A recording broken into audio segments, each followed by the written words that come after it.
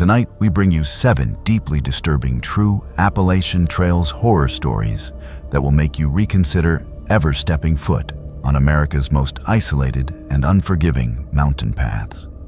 These are not campfire tales or urban legends, but genuine accounts from hikers who experience the unexplainable in places where help is hours away, and darkness brings terrors that defy rational explanation. From mysterious disappearances to encounters with individuals who should not exist in those remote locations, each story has been compiled from first-hand witness reports and documented incidents that continue to baffle investigators. The Appalachian wilderness conceals realities that most people refuse to acknowledge, and perhaps ignorance truly is bliss.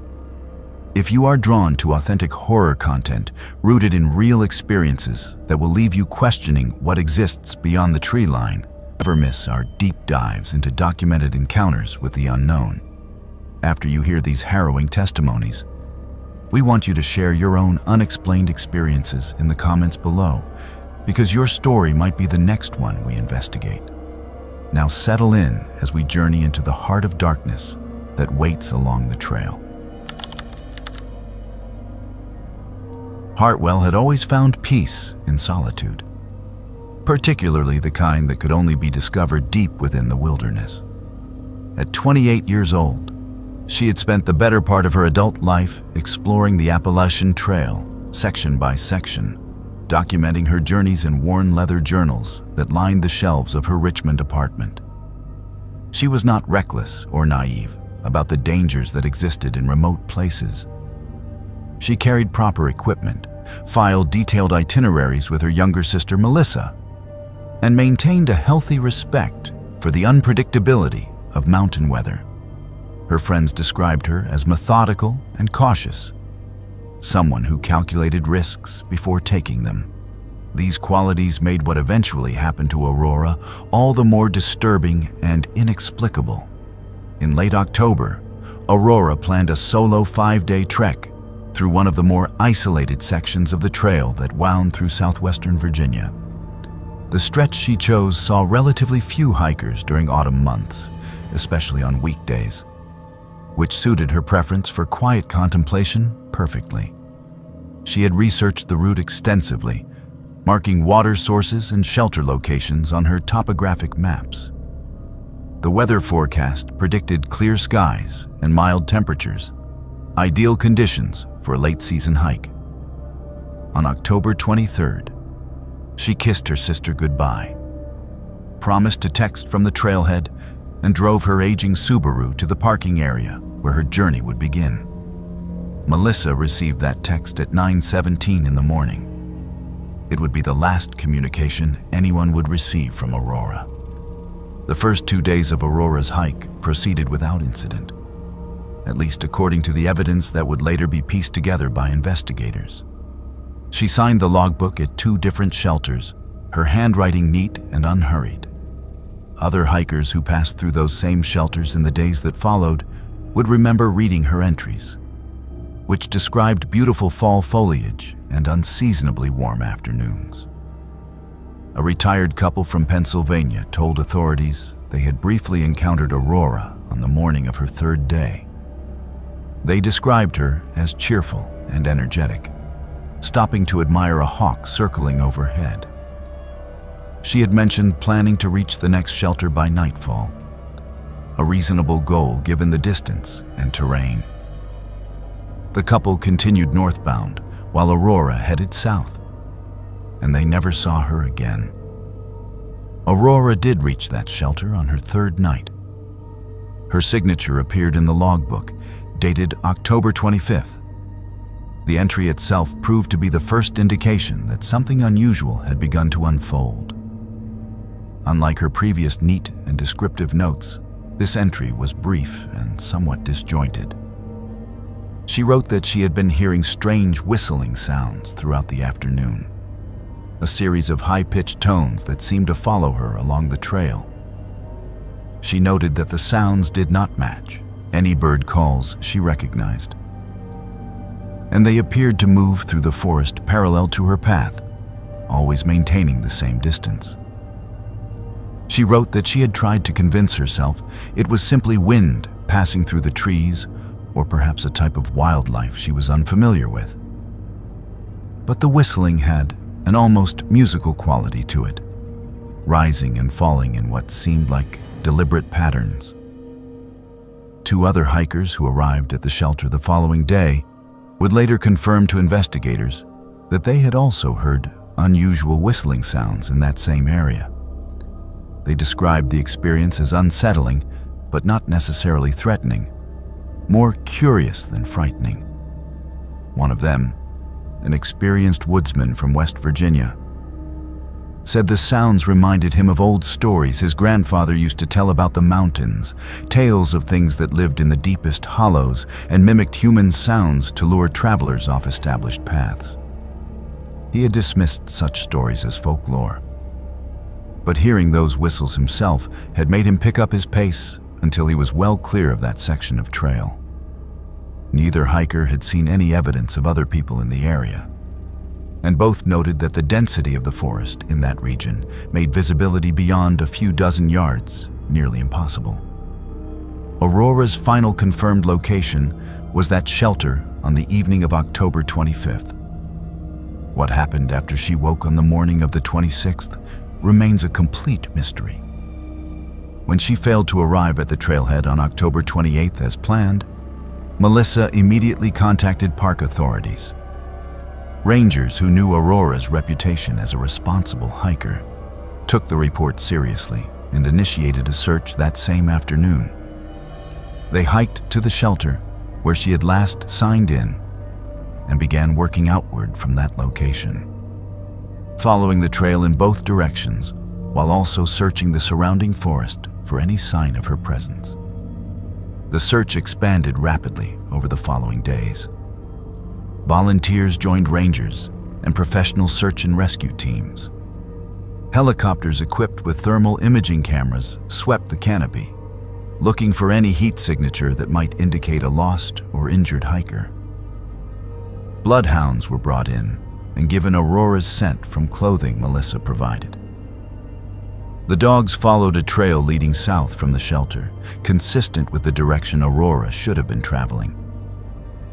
But 3 miles from the shelter, at a point where the trail passed through a particularly dense stand of old-growth forest, the dogs became agitated and confused, circling the same area repeatedly before losing the scent entirely. The handlers found this behavior unusual and concerning. In their experience, dogs lost a scent when it was washed away by water or when the subject entered a vehicle. Neither explanation seemed to apply in this situation. It was during this intensive search, 6 days after Aurora disappeared, that rescuers made their first disturbing discovery. A young volunteer spotted Aurora's backpack hanging from a tree branch, approximately 12 feet above the ground. The location was roughly a quarter mile off the established trail, in an area of forest so thick that sunlight barely penetrated to the forest floor. The backpack had been carefully hung, not thrown or dropped, and showed no signs of damage or distress. Everything Aurora should have needed for survival remained inside. Her water filtration system, emergency supplies, food, first aid kit, and spare clothing were all accounted for. Her identification and cash were still in an interior pocket. Her cell phone, dead but undamaged, was found in a side pocket. Even more puzzling, her journal was still there, and the final entry matched what she had written in the shelter logbook about the whistling sounds. There was no indication of what might have prompted her to remove her backpack and hang it so carefully in such an unlikely location. The second discovery came 2 days later. A search team working a grid pattern found Aurora's hiking boots placed side by side on top of a flat boulder, approximately 50 yards from where her backpack had been found. The boots were positioned with almost ritualistic precision, laces tucked inside, pointing toward the north. The boulder itself sat in a small clearing surrounded by ancient hemlocks, a place that felt somehow separate from the forest around it. Several searchers later admitted they had felt uncomfortable in that clearing, though none could articulate exactly why. The boots showed normal wear consistent with 3 days of hiking, but no damage or bloodstains. Forensic examination would later reveal no useful evidence. The boulder's surface was too rough to hold footprints, and the surrounding forest floor was carpeted with decades of fallen needles that revealed nothing. These discoveries prompted an even more intensive search effort.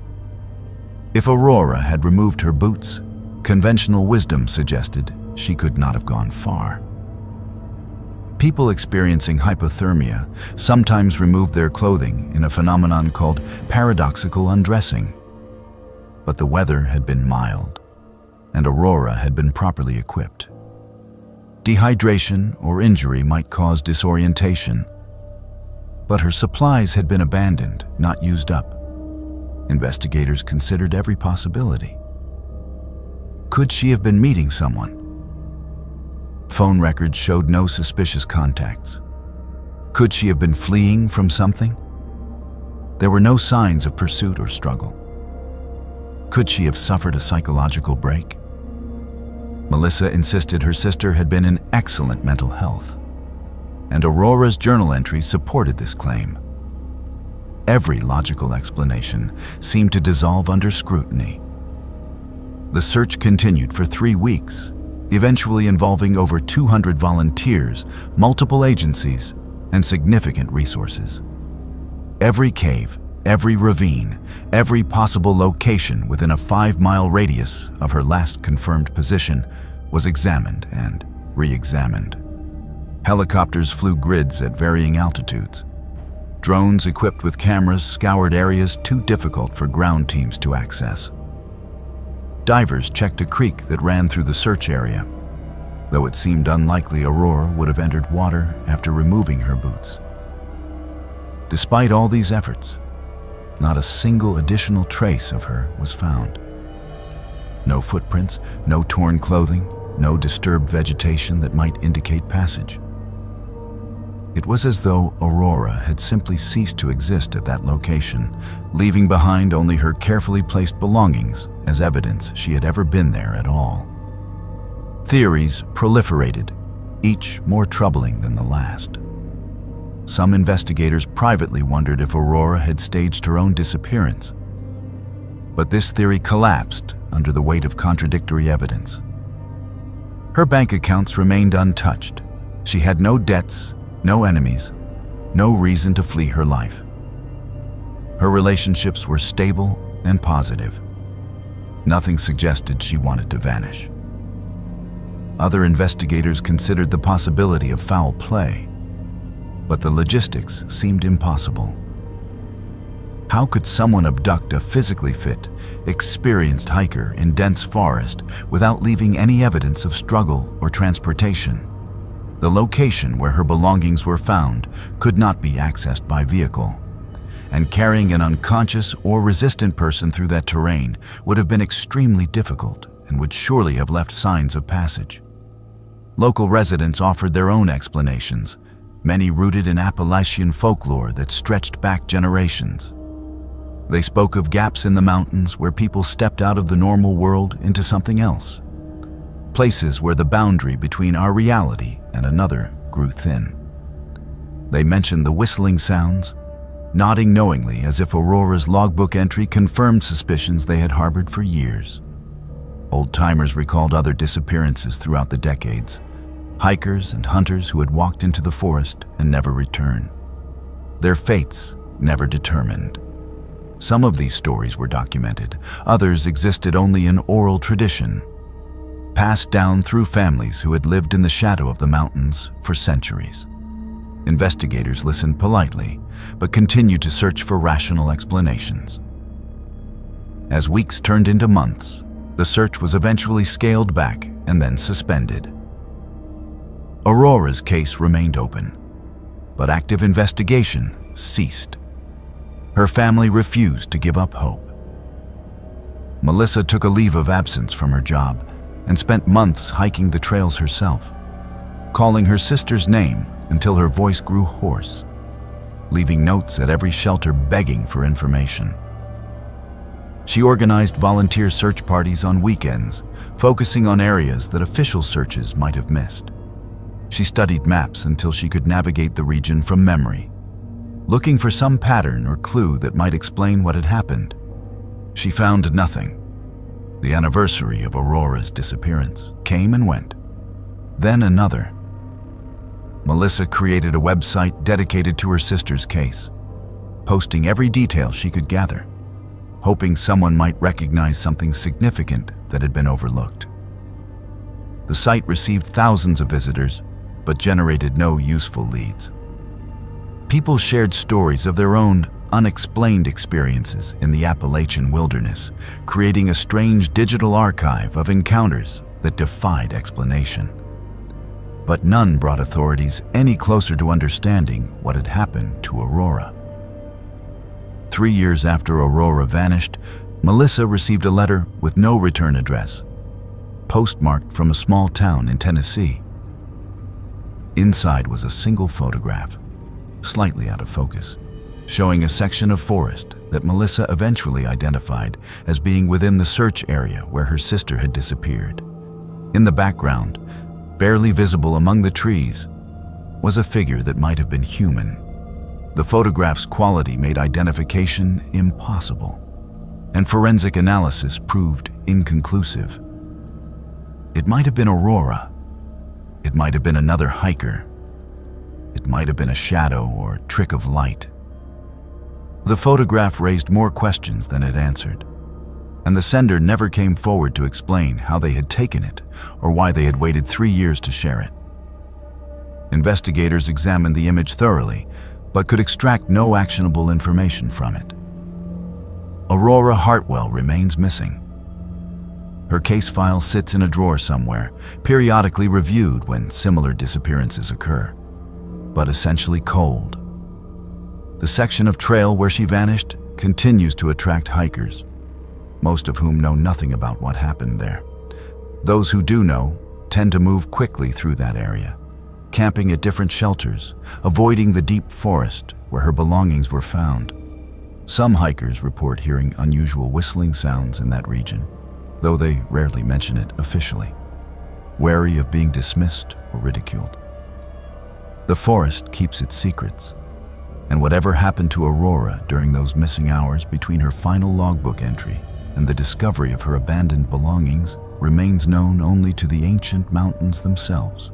Her family continues to search for answers that may never come, trapped in an endless state of uncertainty that is perhaps worse than any definitive ending could be.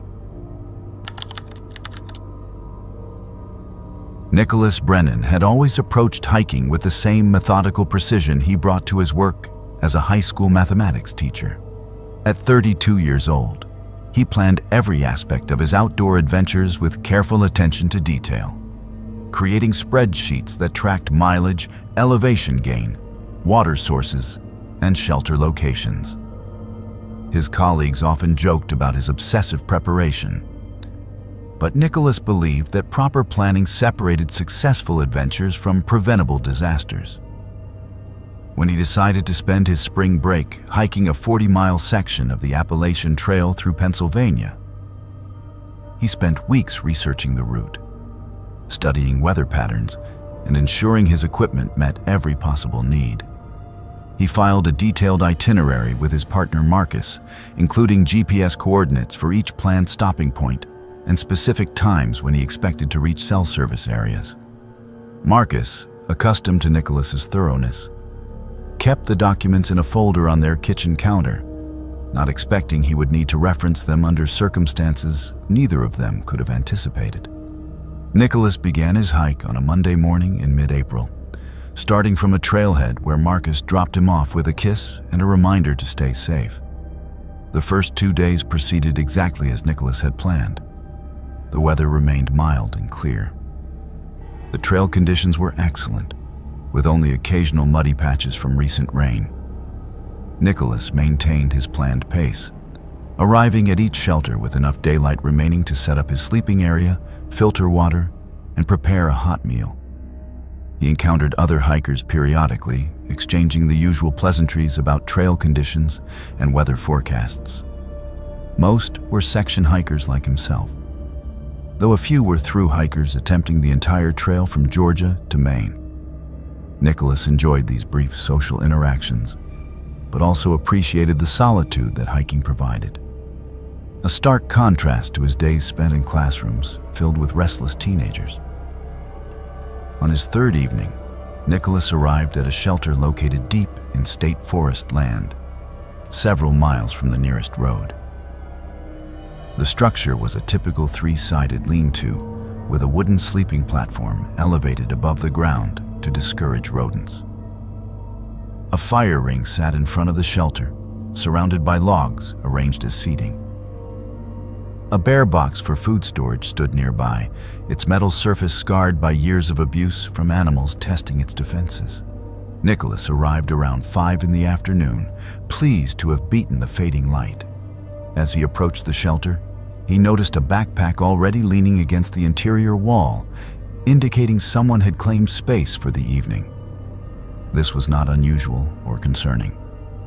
Trail etiquette dictated that shelters operated on a first-come, first-served basis, with space shared among whoever arrived. Nicholas had shared shelters with strangers numerous times without incident. The backpack's owner was nowhere immediately visible, but Nicholas assumed he was either gathering firewood or filtering water from the nearby spring. Nicholas chose a spot on the opposite end of the sleeping platform from the other pack and began his evening routine. He removed his boots, changed into camp shoes, and spread out his sleeping bag to air out. He was organizing his cooking supplies when he heard footsteps approaching through the forest. A man emerged from the trees, carrying an armload of small branches. He appeared to be in his mid-40s, with unkempt dark hair streaked with gray and a weathered face that suggested significant time spent outdoors. His clothes were worn and dirty beyond what a few days on the trail would explain. His boots were held together with duct tape, and his jacket bore multiple repairs made with mismatched thread. The man stopped when he saw Nicholas, making eye contact that lasted a moment too long before speaking. He introduced himself simply as Lee, offering no surname or additional information. His voice was rough, as though unused to conversation. Nicholas offered his own name and asked the usual questions about where Lee had started hiking and where he planned to finish. Lee's answers were vague and evasive. He claimed to be section hiking but could not provide specific details about his route. When Nicholas mentioned he was a teacher on spring break, Lee asked which school district, what town Nicholas lived in, whether he lived alone, and how long he planned to be on the trail. The questions felt invasive, crossing boundaries that existed even among strangers sharing temporary quarters. Nicholas provided general answers, growing increasingly uncomfortable with the direction of the conversation. As darkness settled over the forest, Nicholas prepared his dinner while Lee built a fire in the ring. The flames cast flickering shadows across the shelter's interior, creating an atmosphere that felt more oppressive than welcoming. Nicholas ate his rehydrated meal quickly, hoping to finish his evening routine and retreat into his sleeping bag, creating a psychological barrier between himself and his sheltermate. Lee ate nothing, instead sitting on one of the logs near the fire, watching Nicholas with an intensity that made every movement feel scrutinized. Nicholas tried to make casual conversation about the trail, the weather, plans for the following day. Lee responded with single-word answers or silence, never breaking his steady gaze. Nicholas noticed other disturbing details as the evening progressed. Lee's backpack appeared nearly empty, sagging against the shelter wall in a way that suggested minimal contents. When Lee shifted position, Nicholas glimpsed inside the pack's open top and saw almost nothing. No sleeping bag, no food supplies, none of the equipment necessary for extended hiking. Yet Lee claimed to have been on the trail for over a week. Nicholas's mind raced through possible explanations. Perhaps Lee was hiking ultralight, carrying only essential items. Perhaps his gear was packed in a way that compressed it efficiently. Perhaps he was resupplying from caches he had hidden along the trail. None of these explanations felt satisfactory. But Nicholas tried to give Lee the benefit of doubt, reminding himself that people hiked in various ways and not everyone followed conventional approaches. Around 9 in the evening, Nicholas announced he was going to sleep, hoping this would establish boundaries for the night. He climbed onto the sleeping platform, removed his camp shoes, and slid into his sleeping bag, fully clothed. He positioned himself facing the shelter's open front, with his back to the wall, ensuring he could see the entire interior space and the fire beyond. Lee remained by the fire, still sitting in that same watchful position. Nicholas closed his eyes, but did not sleep. He heard every sound with heightened awareness. The crackling of the fire, the wind moving through trees, the distant call of an owl. He heard Lee finally move, footsteps approaching the shelter, boots scraping against the wooden platform as Lee climbed up. Nicholas maintained his breathing in a steady rhythm, feigning sleep while remaining acutely alert. He had positioned his pocket knife within easy reach before getting into his sleeping bag, and he could feel its reassuring weight near his hand. Lee moved around the shelter, and Nicholas heard him unrolling something that sounded like a sleeping pad. But the sounds were wrong somehow. Too deliberate, too controlled. Nicholas risked opening his eyes to narrow slits, just enough to see through his lashes without obviously appearing awake. What he saw made his heart begin to race. Lee was not preparing for sleep. He was standing at his backpack, removing something from an exterior pocket. The object caught moonlight filtering into the shelter, revealing a metallic sheen. For several minutes, that felt like hours, nothing happened. Nicholas kept his breathing steady despite the adrenaline flooding his system. Lee stood motionless, holding whatever he had retrieved from his pack. Nicholas could not identify the object clearly in the darkness, but its size and shape suggested something that could be used as a weapon. His mind cataloged possibilities: a knife, a hatchet, a length of pipe. The specifics mattered less than the obvious fact that Lee was not preparing for sleep, but instead appeared to be building courage or waiting for the right moment to act. Nicholas understood with absolute clarity that he was in immediate danger. Nicholas's training as a teacher included protocols for active threat situations. He knew that passivity in the face of clear danger often led to worse outcomes than direct confrontation. He made a decision in that moment that likely saved his life. He sat up abruptly, switched on his headlamp to its brightest setting, and spoke in a firm, loud voice. He said he was awake, that he could see what Lee was doing, and that Lee needed to explain himself immediately. The sudden light and direct confrontation clearly caught Lee off guard. He stepped backward, raising one hand to shield his eyes from the headlamp's beam. Nicholas saw the object in Lee's other hand clearly now. It was indeed a knife, a fixed-blade hunting knife with at least a 6-inch blade. For a moment, the two men stared at each other across the shelter's interior, one holding a light and the other holding a blade. Nicholas did not break eye contact or show fear, though his heart hammered in his chest. He told Lee that he was leaving, that he was going to pack his belongings and hike out immediately, and that Lee should stay exactly where he was. Lee said nothing in response, but something in his posture changed. The predatory tension seemed to deflate slightly. Nicholas moved quickly and deliberately, never turning his back to Lee, keeping his headlamp focused in Lee's direction. He stuffed his sleeping bag into its sack without rolling it properly, crammed his belongings into his pack without organizing them, and shouldered the pack while keeping his own knife visible in his hand. As Nicholas backed toward the shelter's edge, Lee suddenly moved. He did not advance toward Nicholas, but instead grabbed his own nearly empty pack and fled into the darkness beyond the fire ring. He moved quickly despite the rough terrain, disappearing into the forest within seconds. Nicholas did not wait to see if Lee would return. He descended from the shelter platform, grabbed his water bottles from where they sat near the fire, and began hiking south on the trail by headlamp. He knew this was dangerous.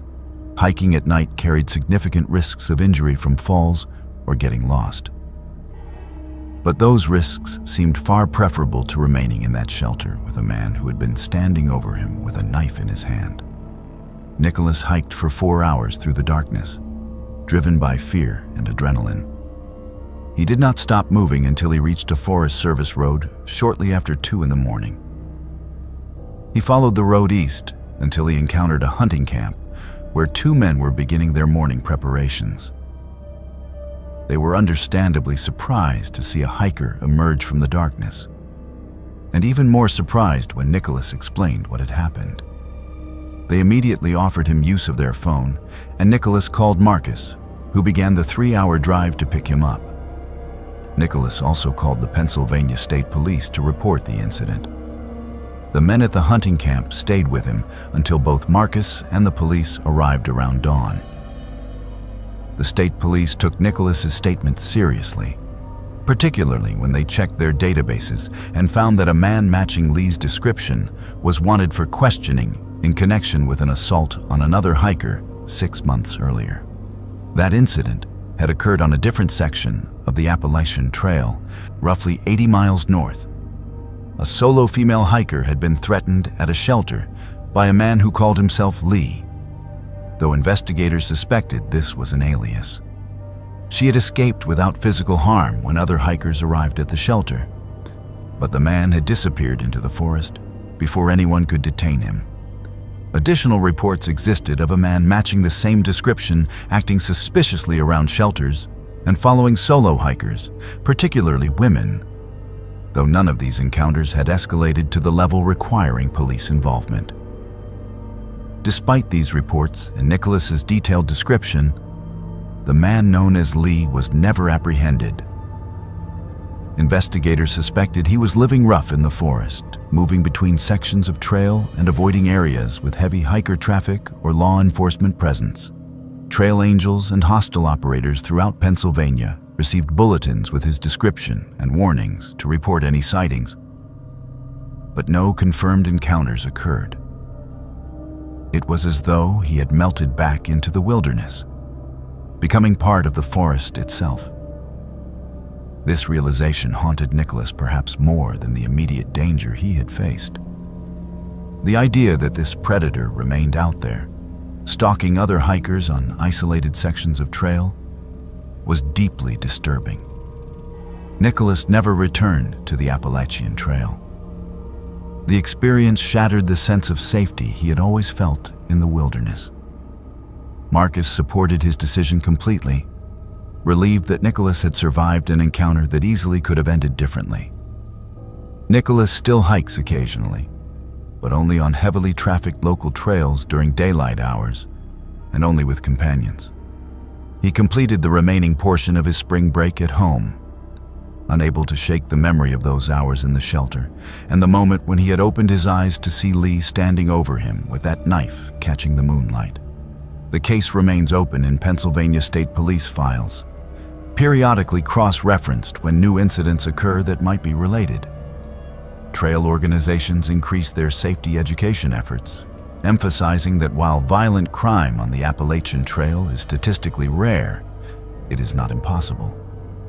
They encouraged hikers to trust their instincts when situations felt wrong, to report suspicious behavior immediately, and to understand that wilderness isolation, while appealing to many hikers, also created opportunities for those with predatory intentions. Nicholas sometimes wonders about other hikers who might have encountered Lee, particularly those who might not have woken up or might not have confronted the danger as directly as he did. He hopes his report and description have helped other hikers avoid similar situations, though the lack of an arrest provides no closure. Somewhere in the Appalachian wilderness, a predator may still be walking the same trails that thousands of hikers traverse each year, searching for victims in the isolated shelters where people seek rest and imagine themselves safe among fellow outdoor enthusiasts. Ellie Morrison had been looking forward to this hiking trip for months. At 24 years old and freshly graduated with her master's degree in environmental science, she had convinced two of her closest friends from college to join her for a week-long section hike through Virginia. The three young women had met during their undergraduate years and maintained their friendship through graduate school despite attending different universities. This hike represented a celebration of their academic achievements and a chance to reconnect before they scattered to different corners of the country for their respective careers. Ellie had researched the route extensively, choosing a popular section of the Appalachian Trail known for its scenic vistas and well-maintained shelters. Her friends, Jade and Morgan, were less experienced hikers, but trusted Ellie's judgment and preparation completely. They began their journey on a warm morning in early June, when the weather was generally favorable, and the trail saw consistent traffic from both section hikers and northbound through hikers working their way toward Maine. The first 3 days exceeded their expectations. The weather remained perfect, with clear skies and comfortable temperatures. They encountered friendly hikers who shared trail advice and recommendations for the best viewpoints. They swam in mountain streams, watched sunsets from rocky overlooks, and fell asleep each night exhausted but content. The physical challenges of hiking with full packs proved more demanding than Jade and Morgan had anticipated, but they adapted quickly, finding their rhythm and building confidence with each passing mile. On their fourth evening, they arrived at a shelter that Ellie's guidebook described as one of the most picturesque along this section of trail. The structure sat in a small clearing surrounded by towering oak trees, with a reliable spring located a short distance down a marked side trail. According to the guidebook, this shelter typically filled to capacity during peak season, sometimes requiring latecomers to pitch tents in the surrounding area. Ellie had planned their mileage carefully to ensure they arrived with enough daylight to secure space inside the shelter itself, preferring the psychological comfort of walls and a roof to the vulnerability of a tent. They reached the shelter around 6 in the evening, surprised to find it completely empty. No other packs leaned against the walls. No one occupied the sleeping platform. The fire ring showed no signs of recent use. This struck Ellie as unusual given the time of year and the shelter's reputation as a popular stopping point. But she reasoned that trail traffic could be unpredictable. Perhaps most hikers had pushed ahead to the next shelter, or perhaps many were taking a different route. The three friends claimed their sleeping spots, spreading their gear across the platform with the luxury of abundant space. They filtered water from the spring, prepared their dinners, and settled in to watch the sun disappear behind the mountains. As darkness descended, the atmosphere in the clearing began to feel subtly different. The cheerful camaraderie that had characterized their evening routine faded into a quieter, more watchful mood. None of the women could identify exactly what had changed, but they all felt it. The forest seemed too quiet, lacking the usual chorus of insects and nocturnal animals. The air felt heavy and still despite a breeze moving through the treetops. Morgan mentioned feeling uncomfortable, as though they were being observed, but saw nothing when she scanned the surrounding woods with her headlamp. Jade laughed nervously and suggested they were simply tired and letting their imaginations run wild in the unfamiliar darkness. Around 9 o'clock, as they were preparing for sleep, they heard footsteps. The sound came from somewhere beyond the shelter, moving through the forest with a slow, deliberate pace. Ellie called out, assuming another hiker was approaching the shelter and wanting to announce their presence in a friendly manner. She received no response. The footsteps continued, maintaining the same unhurried rhythm. The three women looked at each other with growing concern. Ellie called out again, louder this time, identifying herself and her friends and asking if anyone was there. Again, silence except for the footsteps, which seemed to be circling the shelter rather than approaching it directly. Morgan suggested it might be an animal, perhaps a deer or bear passing through the area. But the pattern of sound did not match animal movement. The footsteps were too regular, too evenly spaced, too clearly bipedal. They sounded like boots on forest floor, scattering leaves and occasionally snapping small branches. The three women moved closer together on the sleeping platform, shining their headlamps toward the source of the sound. The beams revealed only trees and darkness. Whatever was making the footsteps remained beyond the reach of their lights, maintaining a consistent distance from the shelter. For nearly an hour, the footsteps continued their circuit around the shelter. They never grew closer. They never receded into the distance. They never deviated from that same measured pace. The psychological effect was profound. Ellie considered their options. They could abandon the shelter and hike out by headlamp, but this seemed potentially more dangerous than remaining where they were. They could make noise, try to scare away whatever was circling them. But the complete lack of response to their earlier calls suggested this would be ineffective. They could wait it out, hoping whatever was out there would eventually lose interest and leave. They chose the final option, huddling together on the sleeping platform with their knives and trekking poles within easy reach. Eventually, the footsteps stopped. The sudden silence felt almost worse than the sound had been. The three women sat in the darkness, straining to hear any indication of where the source of the footsteps had gone. Minutes passed with no sound except their own breathing and the wind in the trees above. Jade whispered that perhaps it had finally left. Ellie was about to agree when Morgan grabbed her arm tightly, pointing toward the shelter entrance. All three women turned to look, and their headlamps illuminated a figure standing motionless in the opening. The figure appeared human in general shape, standing upright and roughly 6 feet tall. But the details were wrong or absent.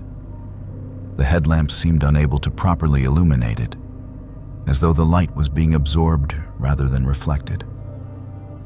They could make out a silhouette, but no features, no clothing details, nothing that would identify this as a specific person. It simply stood there, blocking the entrance, utterly silent and completely still. None of the three women could move. They were frozen not by any physical restraint, but by a primal fear that locked their muscles and stole their voices. The figure remained in the entrance for what felt like an eternity, but was likely less than a minute. Then, without any transition or movement that they could perceive, it was no longer there. It had not turned away. It had not stepped back into the forest. It had simply ceased to be present. The three women did not sleep that night. They sat pressed against each other on the sleeping platform, keeping their headlamps on despite knowing the batteries would drain, desperately wanting the psychological comfort of light, even though it had done nothing to properly illuminate the figure. They took turns watching the entrance, though none of them truly believed sleep was possible for any of them. Every small sound from the forest made them jump. Every shadow cast by their lights seemed potentially threatening. They spoke very little, as though afraid their voices might attract the return of whatever had stood in that doorway. Dawn arrived with agonizing slowness.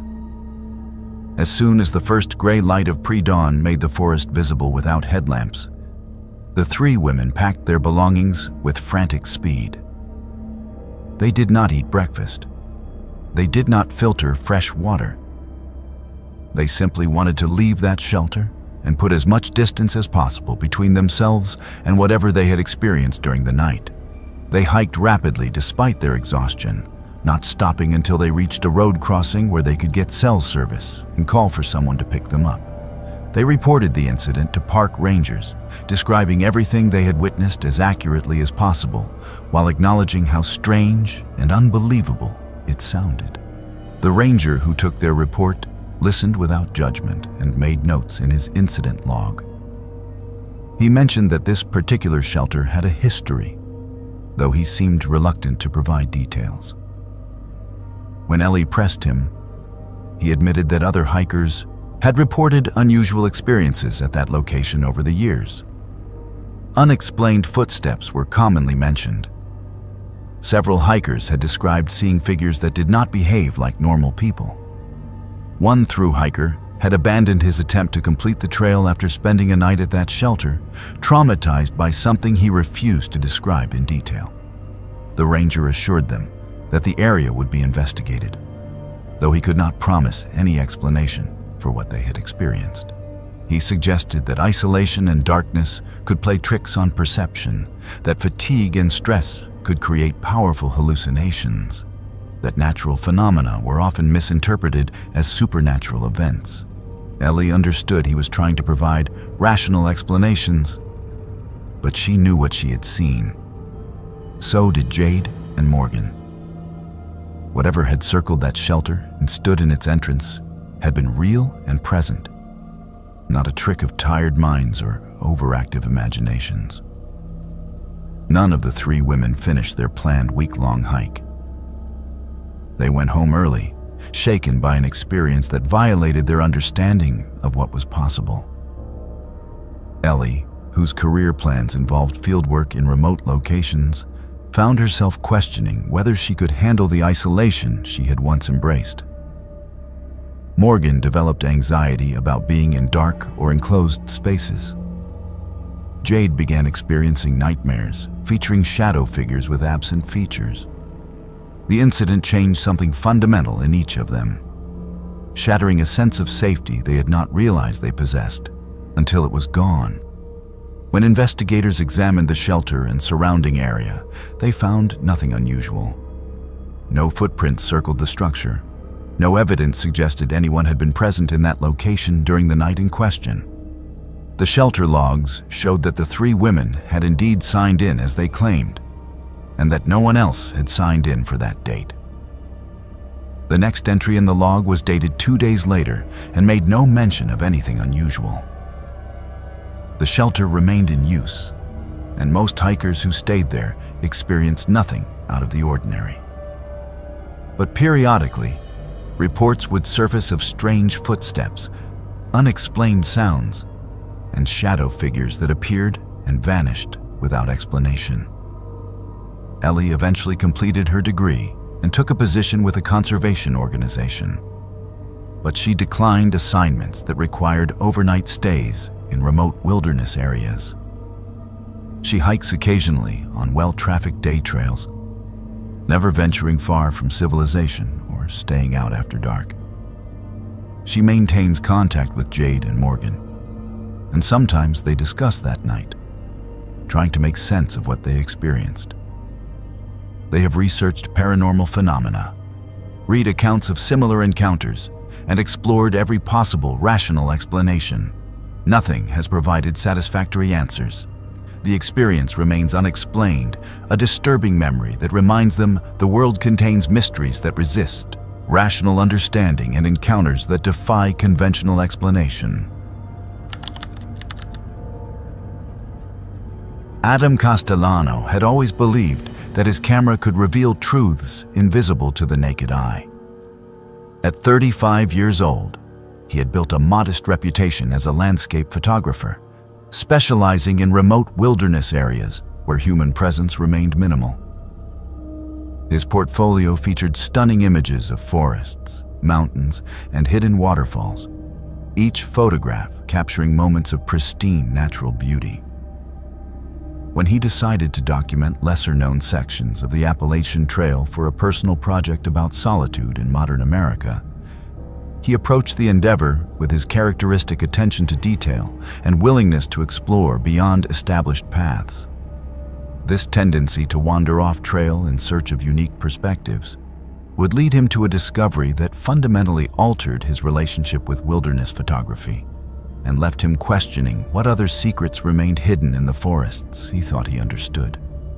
Adam began his photographic expedition in mid-September, choosing this timing deliberately to capture the early stages of autumn foliage. He planned to spend 3 weeks hiking and photographing a remote section of trail in North Carolina, staying at shelters when convenient, but often camping in isolated locations that offered better photographic opportunities. His pack was heavy with camera equipment, lenses, filters, and the battery packs necessary to keep his gear charged during extended periods away from civilization. He had hiked and photographed in wilderness areas for over a decade, and the weight and logistics of carrying professional equipment on multi-day trips no longer intimidated him. The first week proceeded productively. Adam captured dozens of images he felt confident would strengthen his portfolio. The weather cooperated, providing dramatic cloud formations and the kind of diffused light that made forest photography particularly rewarding. He encountered few other hikers, which suited his purpose perfectly. His project centered on themes of isolation and the human relationship with untouched wilderness, and the absence of other people in his frames reinforced these concepts. He moved slowly through the landscape, sometimes hiking only a few miles in a full day, when he found locations that demanded extensive photographic attention. On his 8th day, Adam was following the main trail when he noticed an overlook marked on his topographic map. The map indicated the viewpoint sat approximately a quarter-mile off the established trail, accessed by what appeared to be a use trail created by previous hikers seeking the same vista. Adam decided to make the short detour, calculating that the elevated perspective might provide unique compositional opportunities. He marked his departure point carefully with his GPS device, ensuring he could navigate back to the main trail without difficulty. The use trail was faint but followable, marked occasionally by cairns that previous visitors had constructed to guide others to the overlook. The viewpoint exceeded his expectations. From a rocky promontory, he could see multiple ridgelines receding into the distance, each layer rendered in progressively lighter shades of blue by atmospheric perspective. He spent nearly an hour at this location, experimenting with different lenses and compositions, waiting for optimal light conditions. As he worked, he noticed what appeared to be another faint trail leading from the overlook deeper into the forest. This path showed no indication on his map and bore no official trail markers, but it was clearly more substantial than a game trail. The worn earth and occasional boot prints suggested human traffic, though not recent. Professional curiosity overcame caution. Adam decided to follow this unmarked path for a short distance, reasoning that it might lead to another photographic location that few people knew about. He walked carefully, continuing to track his position with his GPS and making note of distinctive landmarks that would aid his return. The trail wound through dense forest for approximately a quarter mile before opening into a small clearing that appeared deliberately created rather than naturally occurring. In the center of this clearing stood a structure that immediately commanded his full attention. The cabin was small, perhaps 12 feet square, constructed from weathered logs that suggested considerable age. However, the structure showed no signs of abandonment or decay that would indicate historical origins. The roof appeared intact. The door hung straight in its frame. The single visible window held unbroken glass. Adam approached cautiously, his photographer's eye noting details that seemed inconsistent with the cabin's apparent age and location. No road or vehicle track accessed this clearing. The nearest Forest Service road sat several miles away across extremely difficult terrain. Yet someone had built this structure in a location that should have been essentially inaccessible to the materials and tools necessary for construction. The door stood slightly ajar, moving barely perceptibly in a breeze that Adam could not feel. He called out, announcing his presence and asking if anyone was home. He received no response. After a moment of hesitation, he pushed the door open wider and looked inside. What he saw in the cabin's dim interior made him instinctively step backward, his mind struggling to process the scene before him. The cabin's single room appeared to be occupied, though no person was present. A sleeping bag lay on a simple wooden platform that served as a bed. Canned food lined a rough shelf constructed from boards and rocks. A camping stove sat on a makeshift table. But it was the walls that captured and held Adam's horrified attention. Photographs covered nearly every available surface. Dozens of images, perhaps more than 100, had been pinned or taped to the log walls in overlapping layers. Adam moved closer, pulling out his own camera and beginning to document what he was seeing, his photographer's instincts overriding his growing unease. Every photograph showed hikers on the Appalachian Trail. Some were close-up shots taken with telephoto lenses, capturing individuals in startling detail. Others showed people at shelters, filtering water, eating meals, sleeping in their tents. None of the subjects appeared aware they were being photographed. Every image had the quality of surveillance rather than portraiture. Adam recognized some of the locations depicted in the photographs. Several showed the shelter where he had stayed 3 nights earlier.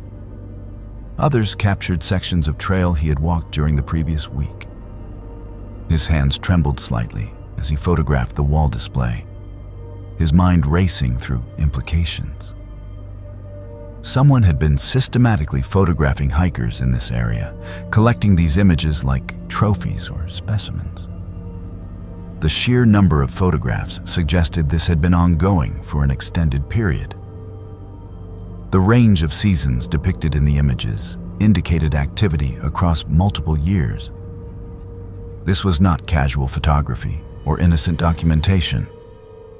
This was obsessive surveillance conducted by someone who clearly understood how to move through the forest undetected. As Adam continued documenting the interior, he heard a sound that made his blood freeze. Footsteps approached the cabin from outside, moving with the confident pace of someone familiar with the terrain. Adam had only seconds to make a decision. The cabin had no back door or alternate exit. The single window was too small to climb through quickly. He could not leave without encountering whoever was approaching. His eyes scanned the cabin's interior desperately, looking for concealment. Behind the sleeping platform, a space opened between the platform and the wall, where previous occupants had apparently stored gear. Adam squeezed himself into this gap, pulling his pack in after him and trying to control his breathing. The footsteps reached the cabin. Through a small gap between boards, Adam could see a man enter. He appeared to be in his 50s or 60s, wearing clothes that matched the forest's colors so effectively they seemed almost like camouflage. He carried a camera with an expensive telephoto lens attached, the kind of equipment that could capture detailed images from considerable distances. The man moved around the small space with practiced efficiency, setting his camera on the table and beginning to sort through a memory card's contents on a small laptop that had been hidden from Adam's initial view. Adam remained motionless, barely breathing, watching through the gap as the man cycled through recently captured images. Several showed hikers Adam recognized from shelters he had visited during his trip. One image showed Adam himself, photographed from behind as he filtered water at a spring 2 days earlier. Seeing his own image among this disturbing collection sent a wave of nausea through Adam's body. He had been watched, documented, added to this person's obsessive archive without his knowledge or consent. The man worked for perhaps 15 minutes, which felt like hours to Adam pressed into his hiding space. He muttered occasionally to himself, fragments of sentences that suggested some kind of cataloging system or organizational logic that existed only in his mind. He printed several images on a small portable printer, adding them to the wall collection with careful precision. Finally, he gathered his camera, checked the cabin's supplies, and departed. Adam waited, listening to the footsteps fade into the forest. He continued waiting, fearing the man might return, fearing that emerging too quickly might result in confrontation. After what he estimated to be 30 minutes, Adam carefully extracted himself from his hiding place. His muscles had cramped from the uncomfortable position, and his legs protested as he stood. He moved to the cabin's doorway and looked out carefully, seeing no one.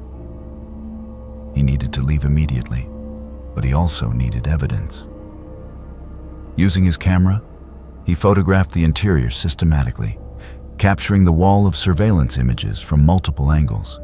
He photographed the sleeping area, the supplies, anything that might help authorities identify the cabin's occupant.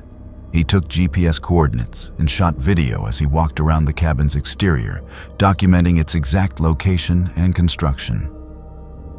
Then Adam left, moving as quickly as caution allowed, back toward the overlook and eventually to the main trail. He did not stop moving until he reached a road crossing where he could get cell service. He immediately called local authorities, reporting what he had found and transmitting the GPS coordinates. The sheriff's department took his report seriously, promising to investigate immediately. Adam provided them with copies of his photographs and video, creating a digital record of the cabin's contents before anyone could disturb or remove evidence. 2 deputies accompanied Adam back to the location the following day.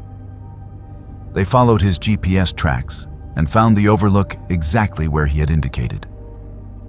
They followed the unmarked trail to the clearing, but the cabin had been abandoned and cleaned. The walls were bare, stripped of the photographs. The supplies had been removed. The sleeping bag, camping stove, laptop, printer, and camera equipment were all gone.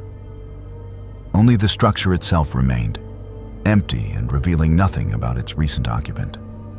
The deputies documented the scene, but without the photographs Adam had captured the previous day.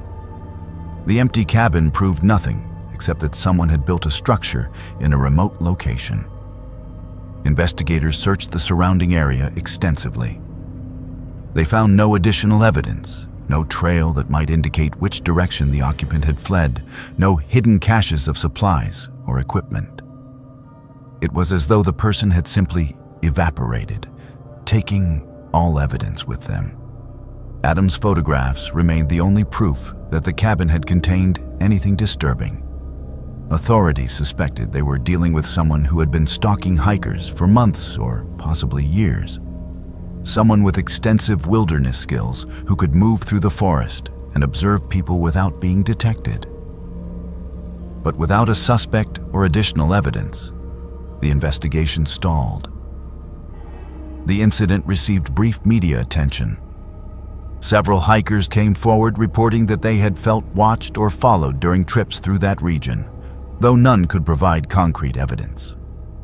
Trail organizations increased patrols in the area and posted warnings encouraging hikers to report suspicious activity immediately. But the person who had occupied that cabin was never identified or apprehended. Adam completed his photographic project, but the images felt tainted by his experience. He could no longer look at photographs of solitary hikers without wondering who might be watching from the tree line. He could no longer enjoy the isolation he had once sought, knowing that remoteness could make people vulnerable to those with predatory intentions. He continues to photograph wilderness areas, but never alone anymore, and never without informing multiple people of his exact location and expected return time. The cabin and its wall of stolen images haunt him still. a reminder that the wilderness conceals not only natural beauty, but also human darkness, and that the watchers sometimes walk among those who seek solitude in America's forests.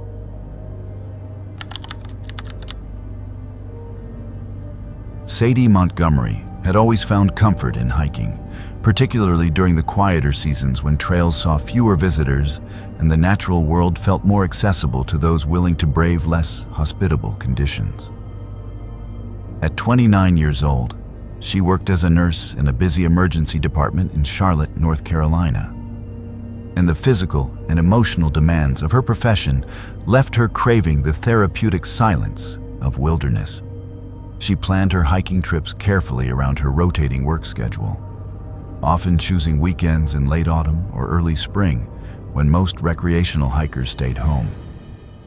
She appreciated the solitude these off-season excursions provided, and she had developed a reputation among her hiking companions as someone who remained calm and capable, even when conditions became challenging.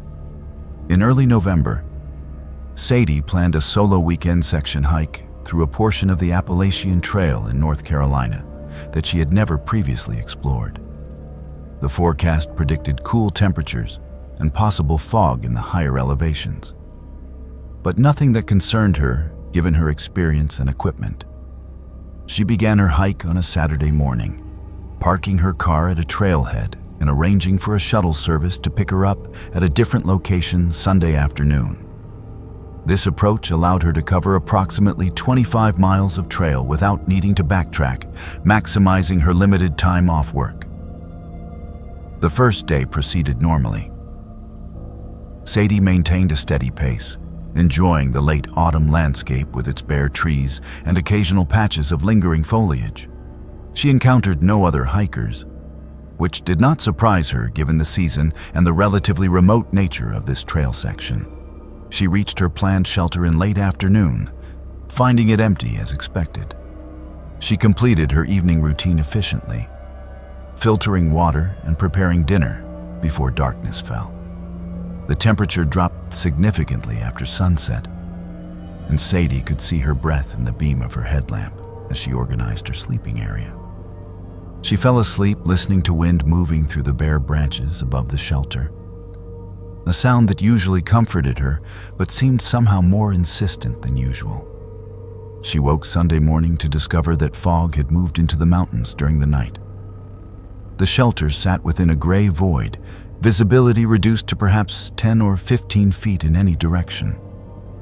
Sadie checked her watch and saw that she had slept later than intended, already past 7 in the morning. She had planned to start hiking by 6 to ensure she reached her pickup location with time to spare. But the extra sleep had eaten into her buffer. She ate a quick breakfast and packed her gear, deciding to push ahead despite the fog rather than wait for conditions to improve. The forecast had not predicted fog this dense, and she had no way of knowing when or if it would lift. Sadie began hiking south, following the white blazes that marked the Appalachian Trail. In normal conditions, these painted rectangles on trees provided clear guidance, visible from considerable distances and spaced frequently enough that hikers could always see the next blaze before reaching the current one. But in the fog, visibility was so limited that Sadie often could not see the next blaze until she was standing directly beneath the current marker. This forced her to move slowly and carefully, stopping frequently to ensure she had not missed a turn or wandered off the established trail. What should have been a straightforward morning hike became an exercise in navigation and patience.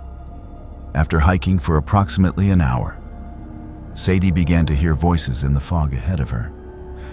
The sounds were muffled and indistinct, but they clearly seemed to be human conversation rather than natural forest sounds. She felt a mixture of relief and caution.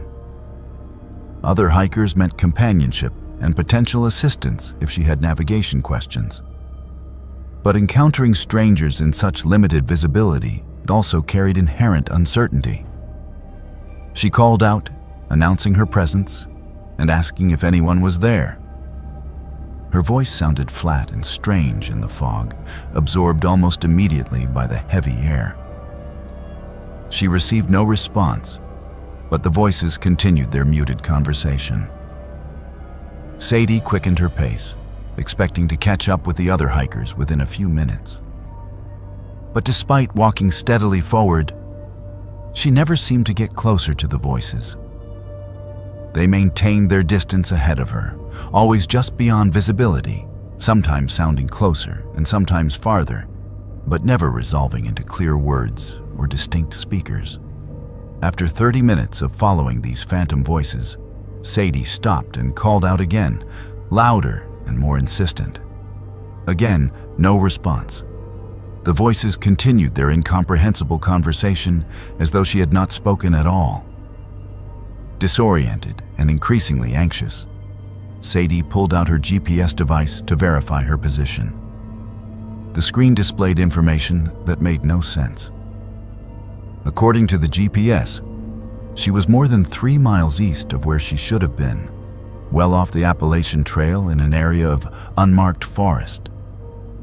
Sadie stared at the screen in confusion. She had been following the white blazes carefully. She had not deviated from the trail or taken any side paths. The GPS had to be malfunctioning, perhaps struggling to acquire accurate satellite signals through the dense fog and heavy tree cover. She turned off the device and turned it back on, hoping a reset would resolve the problem. When the GPS reacquired its signal, it showed her in the same impossible location, miles from where she believed herself to be. Fear began to creep into Sadie's assessment of her situation. Something was wrong in a way she could not logically explain. She decided to backtrack, retracing her steps to the shelter where she had spent the night and starting over with fresh bearings. She turned around and began hiking in what she believed was the direction she had come from, watching for the white blazes she had been following all morning. But as she walked, she saw no blazes. She saw no trail. She was walking through unmarked forest, the ground beneath her feet covered with leaves, and showing no evidence of the established path she thought she had been following for the past 2 hours. Sadie stopped, forcing herself to breathe slowly and assess the situation rationally. She was lost, though she could not understand how this had happened.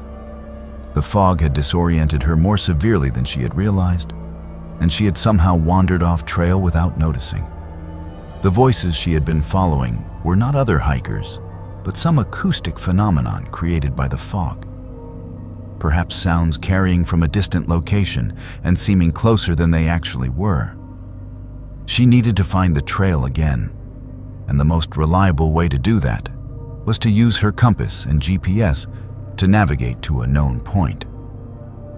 She pulled out her topographic map and attempted to match the terrain around her with the features depicted on paper. Nothing seemed to correspond. The GPS continued to insist she was miles from the trail, which seemed impossible given the limited time she had been walking. Sadie decided to follow a compass bearing directly south, reasoning that this should eventually bring her to a road or trail intersection marked on her map. She began hiking through the forest, no longer following any trail, but instead navigating by compass alone. As Sadie walked, she became aware that the voices had returned. They no longer sounded like they were ahead of her, but rather seemed to come from all around, surrounding her in the fog. Sometimes they sounded very close, as though someone was walking right beside her. When she stopped moving, they stopped as well. When she resumed walking, they started again, maintaining perfect synchronization with her own pace. The realization that the footsteps matched her movements exactly sent a chill through her body that had nothing to do with the November cold. Sadie began to move faster, pushing through the fog with increasing desperation. She checked her compass obsessively, ensuring she maintained her southward heading. Time became difficult to judge in the featureless gray world. She had no visual landmarks, no sense of distance covered. Only the mechanical progress of placing one foot in front of the other, while invisible presences moved beside her in perfect rhythm. She found herself fighting panic, reminding herself that panic led to poor decisions, and poor decisions led to disaster in wilderness situations. She walked for what felt like hours, though checking her watch showed only 45 minutes had passed since she decided to abandon the search for the trail and navigate by compass alone.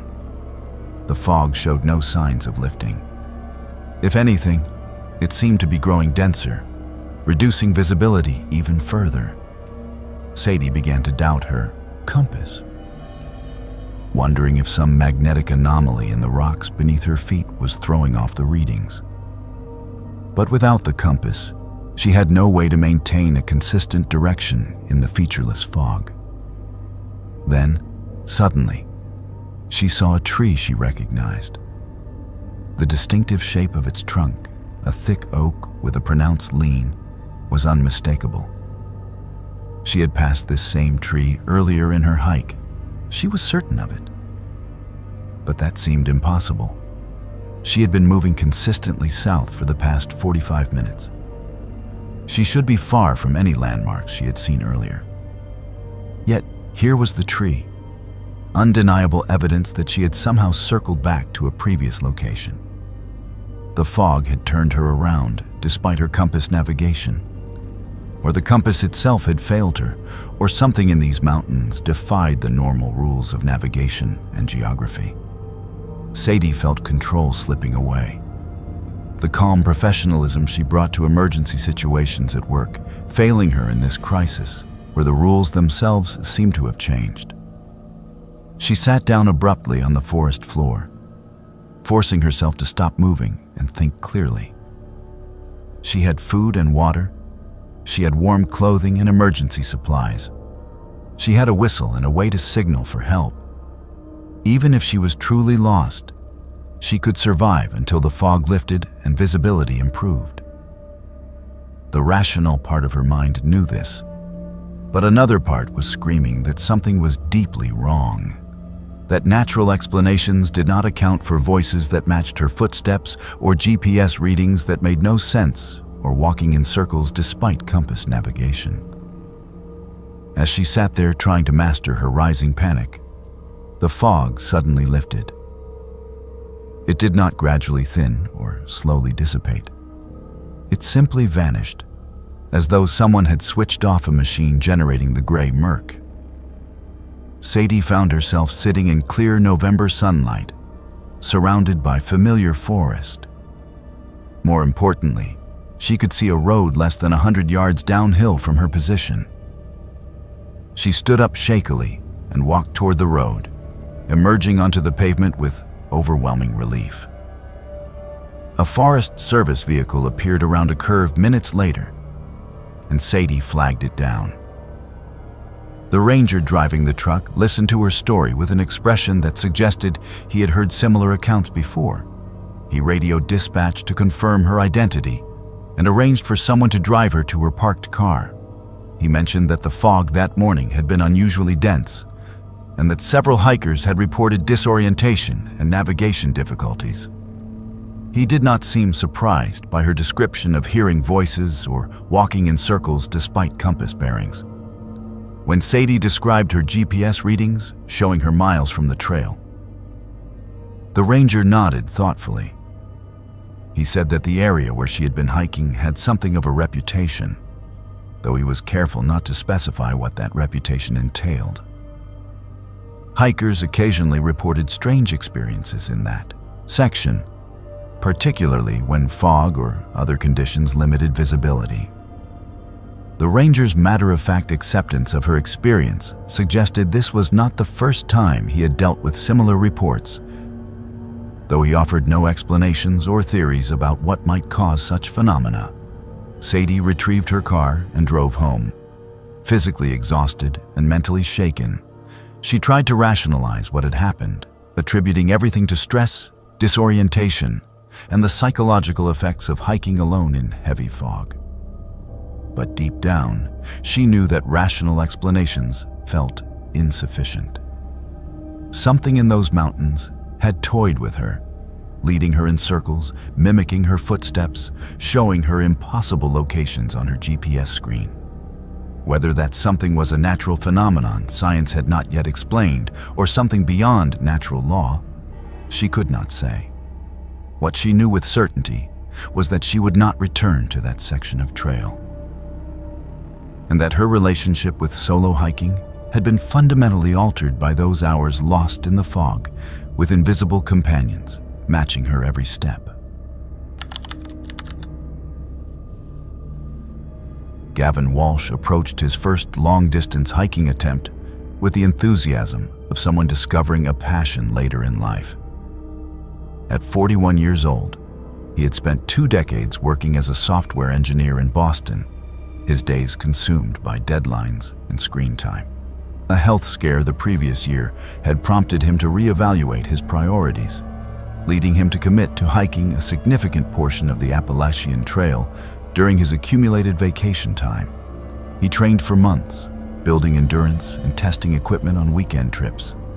He researched obsessively, joining online forums and absorbing advice from experienced through hikers. His preparation was thorough and methodical, reflecting the analytical mindset that served him well in his professional life. Gavin began his journey in mid-April, starting from a trailhead in North Carolina with plans to hike northward for 3 weeks. He documented his experience through daily video logs recorded on his phone, intending to compile them into a series for friends and family.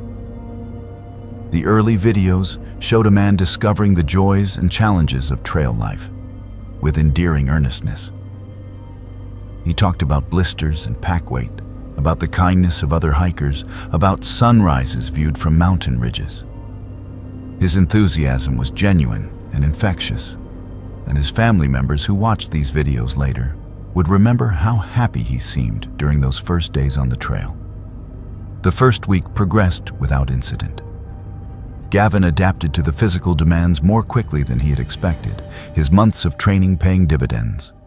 He met other hikers and formed the casual friendships that trail life encouraged, sharing campsites and meals with people whose last names he never learned, but whose trail names became familiar. He experienced the typical challenges of a novice long-distance hiker, but handled them with good humor and determination. His video logs from this period showed a man fully engaged in the experience, someone who had found something meaningful in the simplicity of walking through the wilderness. On day 8, Gavin's demeanor in his evening video log shifted noticeably. He recorded the video from a shelter where he had stopped for the night, and while he maintained his usual cheerfulness, something in his expression suggested unease. He mentioned feeling watched throughout the afternoon, a sensation he attributed to being alone on a particularly remote section of trail. He had encountered no other hikers since morning, and the isolation had begun to feel oppressive rather than peaceful. He also noted finding strange symbols carved into tree bark near his campsite from the previous night. The carvings were fresh, the exposed wood still pale, suggesting they had been made recently. Gavin described them as geometric patterns that did not look like typical trail markers or graffiti, though he could not articulate what made them seem unusual beyond their unfamiliar appearance. His video log from day 9 showed increased concern. Gavin reported that he had found more carved symbols during the day's hike, always near water sources or at trail junctions. The patterns varied but shared certain common elements that suggested they came from the same source.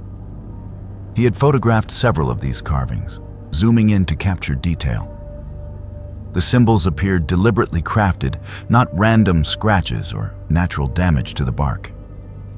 Gavin also mentioned hearing what sounded like chanting the previous night, voices speaking in unison in a language he could not identify. The sounds had come from somewhere in the forest beyond the shelter, distant but clear enough to be distinctly human rather than animal calls or wind through trees. The video log from day 10, recorded from another shelter, showed a man whose earlier enthusiasm had been replaced by genuine fear. Gavin's voice was tight and his movements nervous as he described finding animal bones arranged in geometric patterns near the water source he had used that morning. The bones were fresh, not weathered or scattered by scavengers, and their arrangement was clearly deliberate. They formed the same kind of patterns he had been seeing carved into trees for the past 2 days. Gavin had photographed the arrangement before disturbing it to fill his water bottles, and the images he captured showed small bones, likely from rodents or birds, laid out with unsettling precision. In this video, Gavin discussed his options. He was 3 days from the nearest road crossing in either direction, and the weather forecast predicted rain that would make hiking more difficult and potentially dangerous. He had enough food and water to continue safely, and logically, he knew that bones and symbols, while disturbing, did not constitute immediate danger. But the cumulative effect of these discoveries, combined with the sensation of being watched and the memory of that chanting, had shaken his confidence. He decided to push through to the next road crossing and reassess from there. He ended the video by noting that the shelter felt exposed despite its solid construction, and that he planned to sleep lightly. Gavin's final video log was recorded that same night. The timestamp showed it was captured around 11 in the evening, several hours after his earlier entry. The video began normally, with Gavin sitting in his sleeping bag and speaking quietly to the camera. He said he had tried to sleep but kept waking to sounds outside the shelter. He mentioned again the feeling of being observed, stronger now than it had been during previous nights. He was trying to convince himself that his imagination was amplifying normal forest sounds into something sinister. Approximately 3 minutes into this final recording, Gavin stopped speaking mid-sentence. His head turned sharply toward the shelter entrance, his expression shifting to one of focused attention. The audio captured what he was hearing, a sound that started softly but grew steadily louder. Multiple voices chanting in unison, the rhythm steady and hypnotic. The language was incomprehensible, but the cadence suggested ritual or ceremony rather than conversation. Gavin whispered that this was the same sound he had heard the previous night, but much closer now, perhaps only 100 yards from the shelter.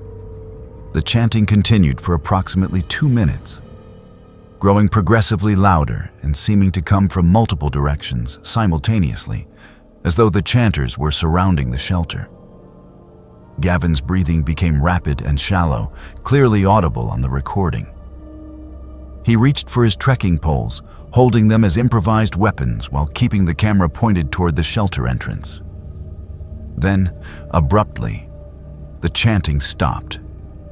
Silence filled the recording, broken only by Gavin's ragged breathing and the ambient sounds of nighttime forest. The video went dark suddenly, accompanied by a muffled thud, as though Gavin had dropped his phone. Audio continued to record.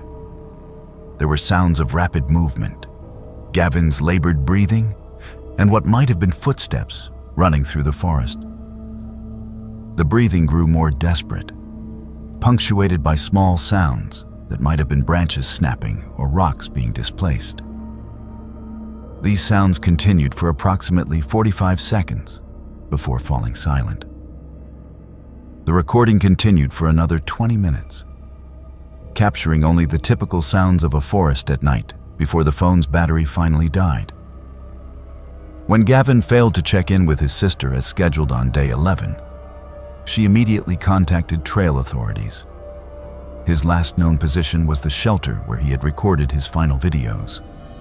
Rangers reached that location and found Gavin's backpack, sleeping bag, and all his equipment exactly where he had left them.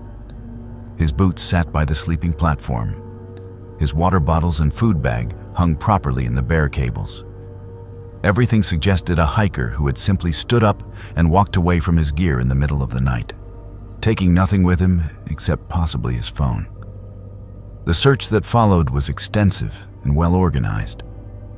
Rangers and volunteers combed the area surrounding the shelter, expanding their search radius with each passing day. Bloodhounds tracked Gavin's scent from the shelter into the forest, but lost the trail after approximately a quarter mile, in an area where the terrain became particularly rough and rocky. Helicopters equipped with thermal imaging flew grid patterns over the search area. Other hikers who had been in the region during the relevant time frame were interviewed, but none reported seeing Gavin or anything unusual. 3 months after Gavin's disappearance, a section hiker found his phone lying on a rock approximately 10 miles from the shelter, where he was last confirmed to have been. The location was difficult terrain, far from any established trail. The phone was dead but undamaged, and forensic technicians were able to extract the video and audio files it contained. These recordings provided a timeline of Gavin's final days, but no clear explanation of what had happened to him. The images he had captured of carved symbols and arranged bones were enhanced and analyzed. Experts in various fields examined them, looking for connections to known practices or groups.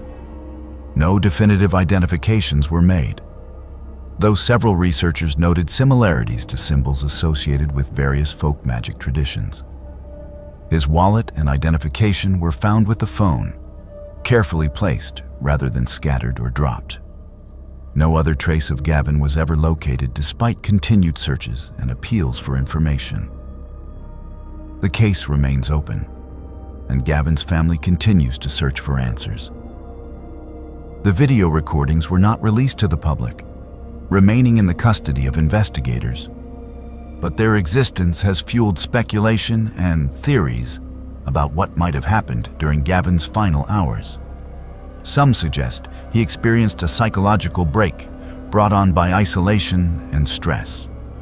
Others point to the evidence of other human presence in the area, as indicated by the carvings and bone arrangements. Still others note that the circumstances resist conventional explanation and may never be fully understood. The shelter where Gavin spent his final night remains in use, though some hikers choose to avoid it after learning its history. Rangers have investigated reports of unusual activity in that area, but have found nothing to suggest ongoing threats to hikers' safety. The carved symbols Gavin documented have not been reported by other hikers, suggesting they were either removed or covered by natural forest growth. The case has become part of Appalachian Trail lore, cited in discussions about solo hiking safety and the mysteries that sometimes occur in remote wilderness areas. Gavin's family established a small memorial at the trailhead where he began his journey, a place where those who knew him can remember the enthusiasm and courage he showed in pursuing this dream, even though it led him into circumstances that remain unexplained and tragic. Lucy and Connor Morrison had been married for 3 years when they decided to celebrate their anniversary with a weekend hiking trip through the Appalachian Trail in North Carolina. Both in their early 30s and living in Columbus, Ohio, they had met at a hiking club 6 years earlier and shared a love of outdoor adventures. They were moderately experienced hikers who had completed numerous weekend trips throughout the Midwest and Appalachian regions, though neither had attempted any extended section hikes. For their anniversary, they planned a romantic 2-day trek through a scenic portion of trail known for its fall foliage and a supposedly spectacular waterfall mentioned in their guidebook. They began their hike on a Friday afternoon in mid-October, parking at a well-marked trailhead and setting off in good spirits. The weather was perfect, with crisp autumn air and clear skies. They maintained a comfortable pace, stopping frequently to photograph the landscape and enjoy the solitude. By late afternoon, they were discussing the waterfall mentioned in their guidebook and decided to look for the side trail that supposedly led to the falls. According to the book, the side trail was marked and relatively easy to follow, adding only an extra mile to their planned route. Around 4 in the afternoon, they spotted what appeared to be a trail junction with a faint path leading off to the right. the main trail continued straight ahead, marked with the familiar white blazes of the Appalachian Trail. The side path bore no obvious markers, but Connor reasoned this was typical for unofficial side trails to scenic features. Lucy expressed some hesitation, noting that the guidebook had not specified exactly where the side trail branched off. But Connor pointed out that they had been hiking approximately the right distance, and that this was the first significant junction they had encountered. They decided to take the unmarked path, planning to turn back if it did not lead to water sounds within 15 minutes. The path wound through increasingly dense forest, descending gradually into a hollow where the trees grew closer together and the light grew dimmer despite the early hour. Lucy and Connor walked for approximately 20 minutes without hearing any indication of a waterfall. They decided to turn back, but when they attempted to retrace their steps, they found themselves unable to locate the junction where they had left the main trail. The path they had been following seemed to have disappeared behind them, leaving only unmarked forest. Connor pulled out their GPS device and was disturbed to see that their location no longer corresponded to any trail shown on their map. They spent the next hour attempting to navigate back to the Appalachian Trail using compass bearings and GPS coordinates. But the technology that should have provided certainty instead offered confusion. Their GPS showed them moving in circles despite their efforts to maintain consistent directions.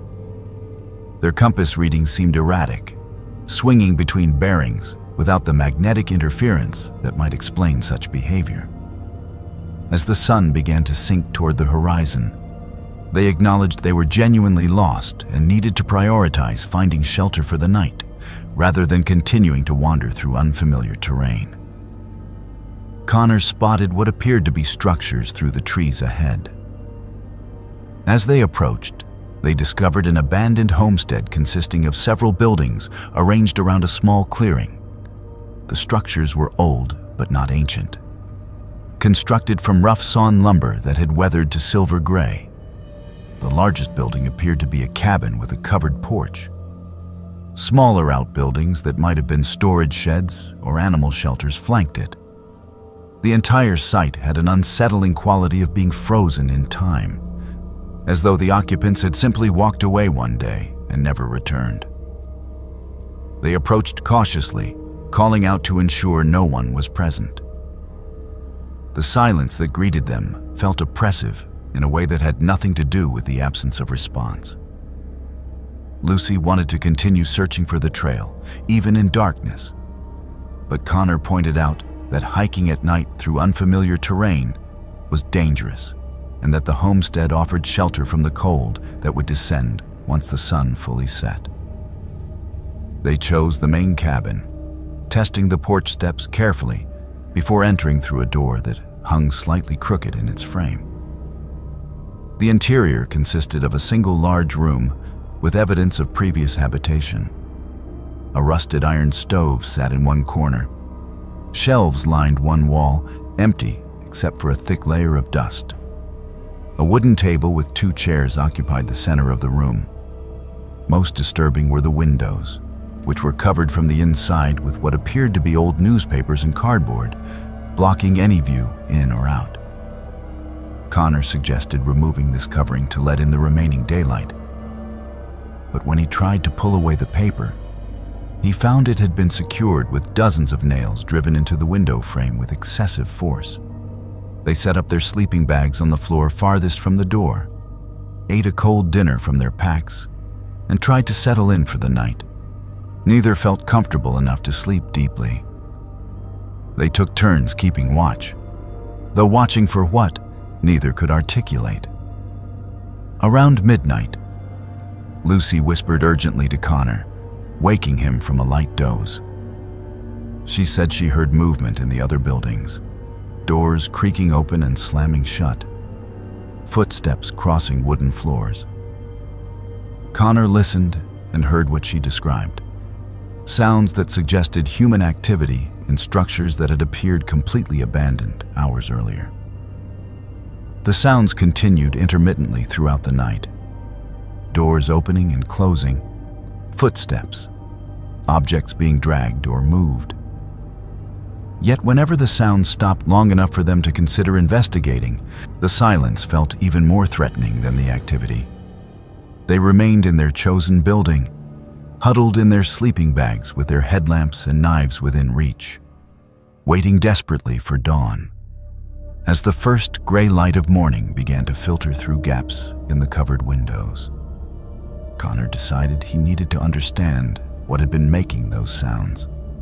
He left Lucy in the cabin and quickly checked the other buildings, finding them all empty and showing no signs of recent use. He returned to report this to Lucy, and together they examined the cabin's interior more carefully in the growing light. That was when they found the photographs. Behind the iron stove, partially hidden by rust and shadow, Connor discovered a stack of Polaroid photographs held together with a rubber band. The images showed the homestead from various angles and at different times of day. Some appeared to be documentation of the property, while others seemed more artistic in intent. But the final photographs in the stack showed Lucy and Connor themselves, captured the previous evening as they approached the clearing. One image showed them standing on the cabin porch. Another showed them entering the building. The photographs had been taken from outside, from positions that suggested the photographer had been watching them since their arrival. They fled immediately, not stopping to pack their sleeping bags or organize their belongings. They ran from the homestead in the direction Connor believed was north, based on the sunrise position. Pure panic drove them through the forest, branches scratching their faces and arms, their packs bouncing painfully against their backs. They ran until exhaustion forced them to slow, and then they walked as quickly as the terrain allowed, constantly looking behind them for signs of pursuit. After what felt like hours but their watches showed was approximately 90 minutes, they stumbled onto the Appalachian Trail. The familiar white blazes seemed like salvation. They hiked rapidly north until they reached a road crossing, where they used their cell phone to call for pickup rather than continuing to their planned destination. They told the friend who retrieved them only that they had gotten lost and wanted to go home, not mentioning the homestead or what they had found there. They reported the location to authorities when they returned to Ohio, providing GPS coordinates and a description of the homestead and photographs. Rangers investigated but found the location completely empty. The building stood as Lucy and Connor described, but no photographs were discovered. No evidence suggested recent habitation. The structures were documented as abandoned property on Forest Service land, remnants from an earlier era when people had attempted to scratch out livings in these remote mountains before economic hardship or isolation drove them away. Lucy and Connor never learned who had taken those photographs or why. They never discovered whether someone lived at that homestead permanently or visited it periodically. They never understood how they had become so thoroughly lost, or how they had stumbled upon a location that did not appear on any of their maps. The experience changed their relationship with hiking, replacing the joy they had previously found in wilderness with an awareness that remoteness created vulnerability. They moved to a city apartment shortly after, drawn to the safety of crowds and lights and the constant presence of other people. They no longer celebrate anniversaries with hiking trips, and they have not returned to the Appalachian Trail.